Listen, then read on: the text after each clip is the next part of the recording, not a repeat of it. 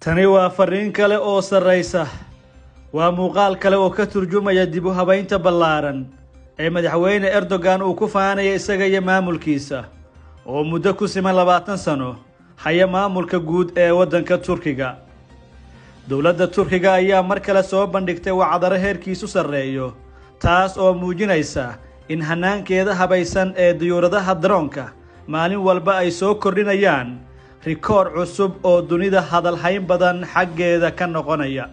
diyaaradda aan duuliyaha lahayn ee loo yaqaan Akinci ee Turkigu sameeyo ayaa dhigtay mar kale rikoor cusub oo dhanka joogga duulimaadka ah sida ay shaacisay shirkadda soo saartay diyaaraddan. diyaaraddan aan duuliyaha lahayn ee loo yaqaan Akinci ayaa ku duushay joog dhan 45,118 oo cagood una dhiganta 13,716 mitir sida ay Baker Makina ku sheegtay hadal ay soo dhigtay dagalkeeda gaarka ah ee Twitter-ka.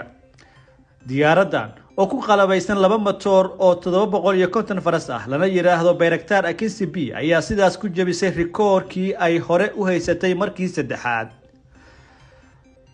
Bayraktar Akinci B oo kacday 11 Juun bisha tan ayaa ku duushay joog sare iyo xawaaro badan oo ka dhigan rikoorkii ugu sarreeyay ee ay samayso dayuurad Turki sameeyo ah iyadoo ay goob joog yihiin madax ka socota warshadaha difaaca ee magacooda loo soo gaabiyay SSB iyo taliska ciidanka cirka ee Jamhuuriyadda Turkiga sida lagu sheegay warka Baker Makina.